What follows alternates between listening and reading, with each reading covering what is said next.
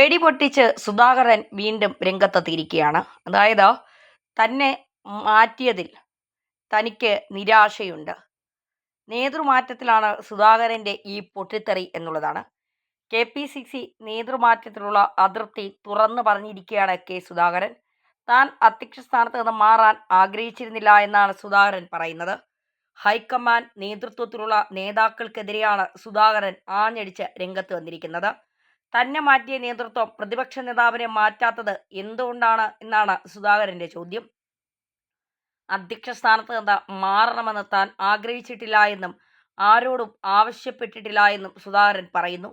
നേരത്തെ അറിയിക്കാതെയുള്ള തീരുമാനം മാനസിക പ്രയാസമുണ്ടാക്കിയെന്നും സുധാകരൻ പറയുന്നു. ഡൽഹിയിൽ വെച്ച് രാഹുൽ ഗാന്ധിയും മല്ലികാർജുന ഖാർഗെയുമായുള്ള കൂടിക്കാഴ്ചയിൽ നേതൃമാറ്റം ചർച്ചയായില്ല. നേതൃമാറ്റ തീരുമാനത്തിന് പിന്നിൽ മറ്റാരുടെയൊക്കെയോ വക്രബുദ്ധിയെന്നും സുധാകരൻ പറയുന്നു.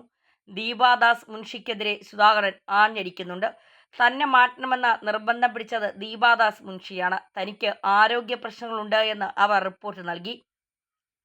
ദീപാദാസ് മുൻഷി ആരുടെയോ കയ്യിലെ കളിപ്പാവയാണ്. തന്നെ മാറ്റാൻ പാർട്ടിക്കുള്ളിൽ ശ്രമം നടന്നിരുന്നു എന്ന് തന്നെയാണ് വിശ്വസിക്കുന്നതെന്നും സുധാകരൻ തുറന്നടിക്കുന്നു.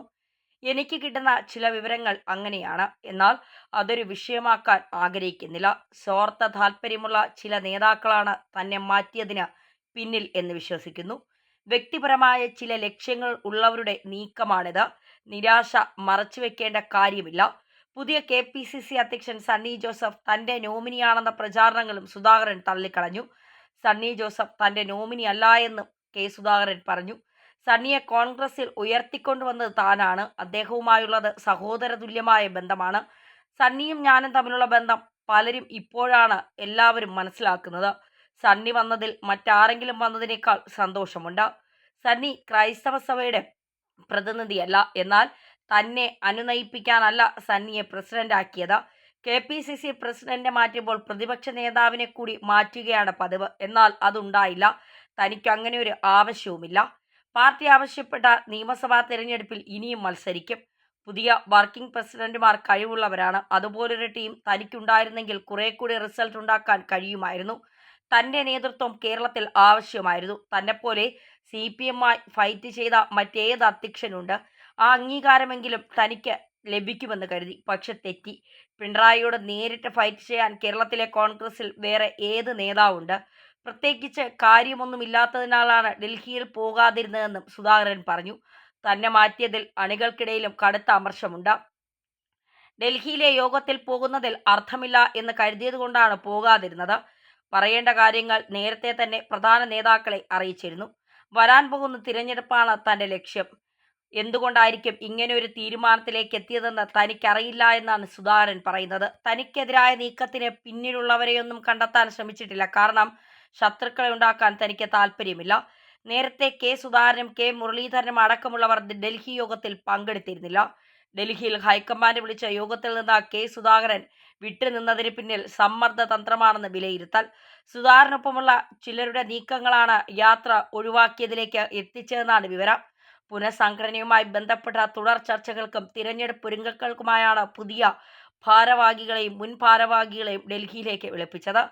സ്ഥാനമൊഴിഞ്ഞെങ്കിലും പിണറായി സർക്കാരിനെതിരെയുള്ള പോരാട്ടത്തിൽ താൻ പടക്കുതിരയായി മുൻനിരയിൽ ഉണ്ടാകുമെന്ന് തിങ്കളാഴ്ച സുധാകരൻ പ്രഖ്യാപിക്കുകയും ചെയ്തിരുന്നു. എന്നാൽ തിങ്കളാഴ്ച വൈകിട്ട് വരെ ഡൽഹി യാത്ര ഉറപ്പിച്ചിരുന്ന സുധാകരൻ അവസാന നിമിഷമാണ് തീരുമാനം മാറ്റിയത്. താൻ യോഗത്തിൽ നിന്ന് വിട്ടുനിന്നാൽ തെറ്റായ വ്യാഖ്യാനങ്ങൾക്കിടയാക്കുമെന്നും പുനഃസംഘടനയിൽ അതൃപ്തി എന്ന നിലയിൽ ചർച്ചയുണ്ടാകുമെന്നും കൃത്യമായി ധാരണയുള്ള നേതാവാണ് സുധാകരൻ. ഈ സാധ്യതയാണ് സുധാകരനെ കരുവാക്കി ഒപ്പമുള്ളവർ പ്രയോജനപ്പെടുത്തിയത്. ഹൈക്കമാൻഡ് യോഗത്തിലെ അസാന്നിധ്യം സ്വാഭാവികമായും ഇനിയുള്ള ചർച്ചകളിൽ സുധാകരന്റെ സാന്നിധ്യം ഉറപ്പുവരുത്തുന്നതിനും വാക്കുകൾക്ക് വില കൽപ്പിക്കുന്നതിനും ഇടയാക്കും. KPCCയിലെ ശേഷിക്കുന്ന ചുമതലയുള്ള പുനഃസംഘടനയിലും DCC ഭാരവാഹി മാറ്റത്തിലും വരാനിരിക്കുന്ന നിയമസഭാ തിരഞ്ഞെടുപ്പിലെ സ്ഥാനാർത്ഥി നിർണയത്തിലുമെല്ലാം പിടിവള്ളിയാകുമെന്നാണ് സുധാകരന്റെ ഈ ഒരു മാറ്റത്തിലെ വിലയിരുത്തൽ സൂചിപ്പിക്കുന്നത്. അതായത് സുധാകരൻ പറയാതെ പറയുന്നത് KC വേണുഗോപാലിന് തന്നെയാണ്. KC വേണുഗോപാലിന് മുഖ്യമന്ത്രിയാകണം. അതിന് കളിക്കുന്ന ചില നാറിയ കളികളാണ് കോൺഗ്രസിനുള്ളിൽ നമ്മളിപ്പോൾ കണ്ടുകൊണ്ടിരിക്കുന്നത്. സുധാകരൻ പല്ല് കൊഴിഞ്ഞ സിംഹമാണ് എന്നൊക്കെയാണ് പറയുന്നത്. അപ്പോഴും സുധാകരൻ പറയുന്നു, പല്ല് കൊഴിഞ്ഞെങ്കിലും മോണ കൊണ്ട് കടിക്കാം, കൈയില്ലെങ്കിലും വിരലുകളില്ലെങ്കിലും കൈ കൊണ്ടടിക്കാം, അങ്ങനെയൊക്കെയാണ് സുധാകരൻ പറയുന്നത്. അതായത് സുധാകരൻ നോട്ടം വയ്ക്കുന്നതും അല്ലെങ്കിൽ സുധാകരൻ ആക്രമിക്കുന്നതും KC വേണുഗോപാലിനെ തന്നെയാണ്. KC ആണ് കാര്യങ്ങളൊക്കെ തീരുമാനിക്കുന്നത്. രാഹുൽ ഗാന്ധിയുടെ പെട്ടി ചുമന്ന് നടക്കുന്ന KCക്ക് കാര്യങ്ങൾ തീരുമാനിക്കുന്ന ലെവലിലേക്ക്, അതായത് കേരളത്തിലെ കാര്യങ്ങൾ തീരുമാനിക്കുന്ന ലെവലിലേക്ക് വരെ എത്തി നിൽക്കുന്നു എന്നുള്ളതാണ്. ഇവിടെ പ്രതിപക്ഷ നേതാവിനെ കൊണ്ട് ഒരു പ്രയോജനമില്ലാന്ന് കേരളത്തിലെ ജനങ്ങൾക്ക് മുഴുവൻ അറിയാം, കോൺഗ്രസിലെ അണികൾക്കും അറിയാം. KPCC പ്രസിഡന്റിനെ മാറ്റുമ്പോൾ എന്തുകൊണ്ട് പ്രതിപക്ഷ നേതാവിനെ മാറ്റുന്നില്ല എന്നുള്ളൊരു വലിയ ചോദ്യം ഇവിടെ ഉയർന്നു നിൽക്കുന്നുണ്ട്. രമേശ് ചെന്നിത്തലയൊക്കെ പ്രതിപക്ഷ നേതാവായിരുന്ന സമയത്ത് കോൺഗ്രസിന് അതിൻ്റേതായ ഒരു അടുക്കും ചിട്ടയും ഉണ്ടായിരുന്നു.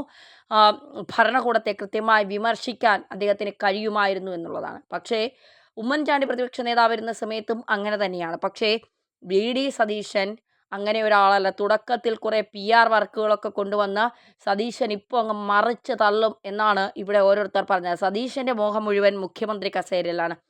വേണുഗോപാലിനെ മണിയടിച്ച് നിന്നാലേ VD സതീശന് മുഖ്യമന്ത്രി കസേര പിടിക്കാൻ കഴിയൂ എന്നാണ് സതീശൻ വിചാരിക്കുന്നത്. പക്ഷേ സതീശനേക്കാൾ 100 അടങ്ങ് കുബുദ്ധിയുടെ ആളാണ് KC എന്നുള്ളത് ഇവർക്ക് മനസ്സിലാകുന്നില്ല എന്നുള്ളതാണ്. KC വേണുഗോപാൽ ശശി തരൂരിനെ വരെ പാർട്ടിയിൽ നിന്ന് പുറത്താക്കിക്കൊണ്ട് മുഖ്യമന്ത്രി പദം ആഗ്രഹിക്കുന്നവർ, അതായത് പാർട്ടിയെ വലുതാക്കണം ഇവർക്ക് ആർക്കും ആഗ്രഹമില്ല. ഇവരുടെയൊക്കെ ചിന്തയെന്ന് പറയുന്നത് എങ്ങനെയെങ്കിലും മുഖ്യമന്ത്രി പദം കിട്ടണം, അധികാരം. അതാണ് കോൺഗ്രസിൻ്റെ ഏറ്റവും വലിയ പരാജയം എന്ന് പറയുന്നത്. പ്രവർത്തനം അവർക്ക് നഹി, പക്ഷേ അധികാരം അവർക്ക് വേണം. അധികാരത്തിലൂടെ ജനങ്ങളെ ഭരിക്കണം എന്നുള്ളതാണ് അവരുടെയൊക്കെ ചിന്ത. ഇത് ഇവിടുത്തെ കോൺഗ്രസ് പ്രവർത്തകരും കോൺഗ്രസിനെ സ്നേഹിച്ചിരുന്ന ജനങ്ങൾ മനസ്സിലാക്കിയത് കൊണ്ടാണ് രണ്ടാം തവണയും എന്തോ ആകട്ടെ കോൺഗ്രസിനേക്കാൾ ഭേദം CPM ആണെന്ന് കരുതിക്കൊണ്ട് അവർ വീണ്ടും CPMനെ ഇടതുപക്ഷത്തെ അധികാരത്തിൽ കൊണ്ടുവന്നത് എന്നുള്ളതാണ്.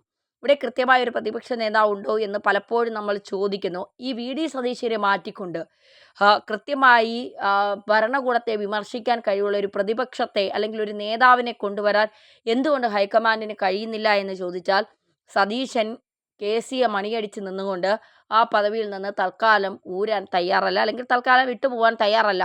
സതീശനെ മാറ്റിക്കൊണ്ട് പുതിയ ആളുകളെ കൊണ്ടുവരണമെന്ന ആവശ്യം കുറേ നാളുകളായി പാർട്ടിയിൽ ഉയരുന്നു എന്നുള്ളതും യാഥാർത്ഥ്യം. അതും ഹൈക്കമാൻഡ് തിരിച്ചറിഞ്ഞില്ല. കാരണം രാഹുൽ ഗാന്ധിക്ക് വിയറ്റ്നാമിലും പട്ടായയിലും ഒക്കെ കറങ്ങാനല്ലേ സമയമുള്ളൂ.